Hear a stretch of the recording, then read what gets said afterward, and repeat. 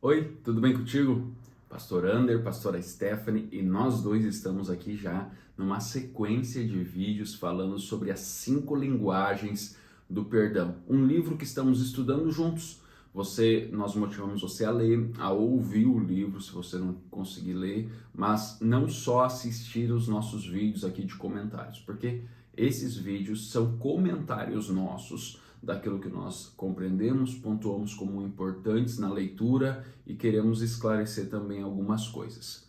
Esse livro nós temos indicado para todos vocês, porque assim como o autor fala, é um livro que se nós conseguirmos compreender para nós e com as pessoas que são do nosso círculo mais próximo de amizade, familiar e tudo mais, nós vamos ter relacionamentos melhores, mais saudáveis e vai melhorar em muito quesito se mais pessoas também tiverem a consciência dessas 5 linguagens do perdão.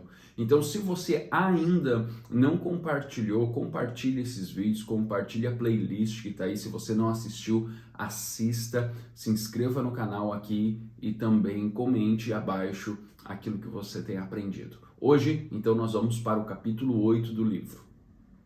E o capítulo 8 é se você não quiser pedir perdão, né? Então, eu achei interessante porque o capítulo anterior a gente faz uma autoanálise e esse ele continua fazendo uma autoanálise. E se você não quiser pedir perdão, aí tu pensa assim, bom, ele vai dar uma solução, né?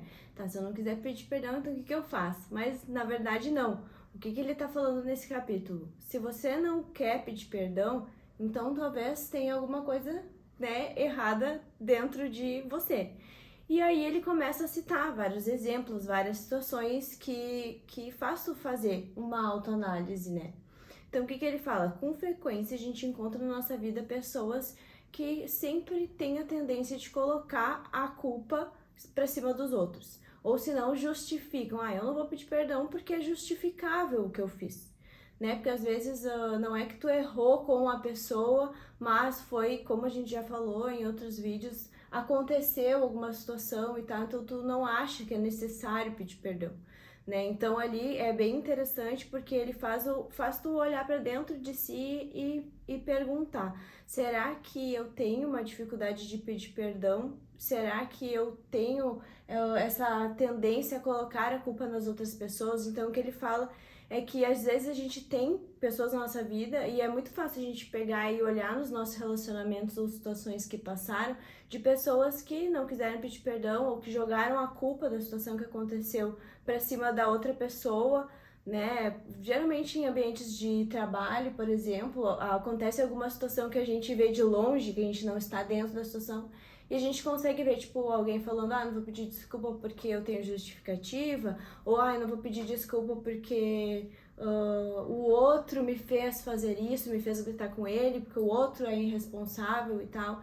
Então é bem interessante a gente conseguir fazer uma autoanálise. Será que eu realmente tenho tendência a culpar os outros e achar que a culpa nunca é minha?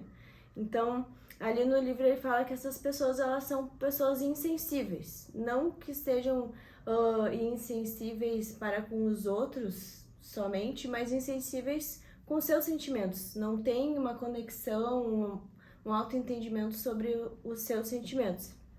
Então ali ele fala que essas pessoas insensíveis, elas têm a tendência a ter uma baixa autoestima.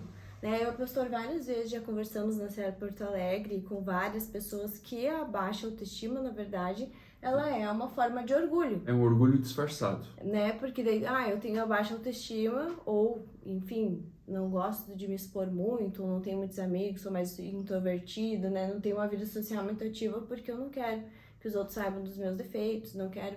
Enfim, então, de alguma forma, é um orgulho. Não quero errar porque eu não quero, né? Então, ali ele tá falando que as pessoas que têm baixa autoestima normalmente têm o hábito de culpar os outros. São insensíveis e têm o hábito de culpar os outros. Aí tu fica falando, nossa, isso é muito forte, eu não tenho uma baixa autoestima. Mas às vezes a gente, começando a ver ali os exemplos, a gente começa a olhar, não, eu acho que realmente talvez eu me enquadre dentro de alguma coisa nesse respeito, né? Então... E aqueles falando, isso é do ser humano, não é de uma pessoa.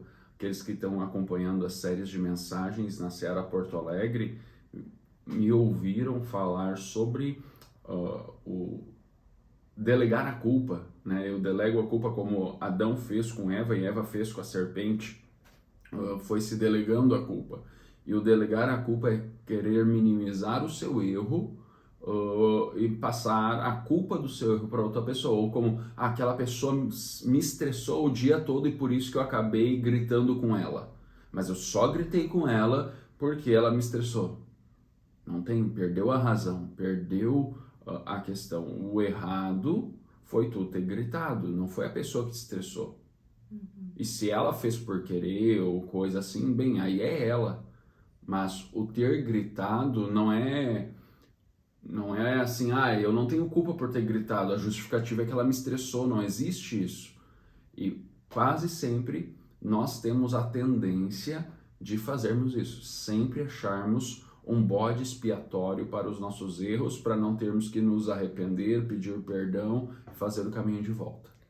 Aí eu acho muito interessante que ele frisa ali no capítulo que essas pessoas não têm noção de que é justamente o contrário. Quanto mais tu desenvolve o hábito de pedir perdão e pede perdão, mais tu é admirado pelas outras pessoas, porque normalmente, como isso é uma coisa bem rara de acontecer, principalmente na nossa sociedade hoje, de um pedir perdão para o outro, enfim, as pessoas sempre acham que a culpa é dos outros, sempre transferem a culpa, sempre se justificam.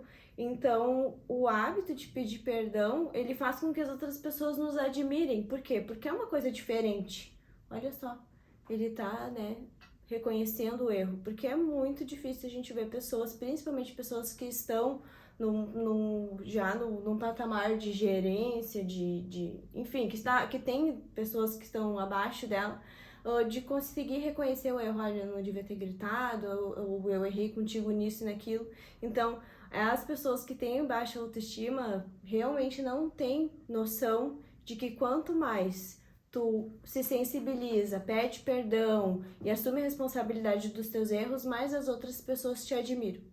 E o que eu gostei ali, que a gente estava até conversando e tu comentou, é o fato dele mandar essas pessoas buscar terapia, né? Não, ele não é buscar as pessoas, mas todos nós. Quando ele fala assim ali no livro, que se a gente percebe que a gente tem algum tipo desses hábitos na nossa vida, é importante procurar terapia para ter um autoconhecimento. Porque a raiz daquilo ali pode ser inúmeros, né? Pode ser desde a criação, cresci com pais que não pediam perdão, enfim, ou por traumas, ou por situações, ou até pela pessoa ser dessa forma, né? Psicologicamente falando, né? Então é muito interessante, ele deixa bem claro, procure ajuda, né? Procure um psicólogo para ter um autoconhecimento. O autoconhecimento é muito importante para melhorar os relacionamentos interpessoais e para ti melhorar e evoluir, porque às vezes a gente não consegue evoluir sozinho, a gente tem dificuldades que a gente precisa de um olhar de uma outra pessoa, né? E o terapeuta tá aí para isso, né? Então faça terapia, vai ajudar bastante a todas as pessoas que convivem contigo e a ti mesmo, com certeza vai ajudar. Então, ele falou assim, ele é bem específico nisso e a gente achou muito interessante. Claro, ele é psicólogo, né? Então, todos os exemplos que ele tá dando não são exemplos de um pastor que atendeu situações. É o exemplo de um profissional que atendeu situações e ajudou nessas situações, né? Então, por que as pessoas não pedem perdão? Por causa do negocinho chamado orgulho. E é isso, esse capítulo ele é bem específico sobre isso, ele tem vários testemunhos de pessoas que conseguiram aprender a linguagem de amor da outra pessoa e melhorar os relacionamentos, então é bem interessante ler, né, todos Eu acho que dá até para fazer um exercício com isso, né? Qual foi a última vez que você realmente pediu perdão? Que pediu perdão sem colocar a culpa nos outros, de reconhecer o seu erro verbalmente e falar na linguagem da pessoa que foi a ofendida. Eu acho que é interessante pensar assim, quando eu fiz um pedido de perdão correto pela última vez. E é isso. É isso aí. Até mais, gente. Deus abençoe. Amanhã tem mais vídeo.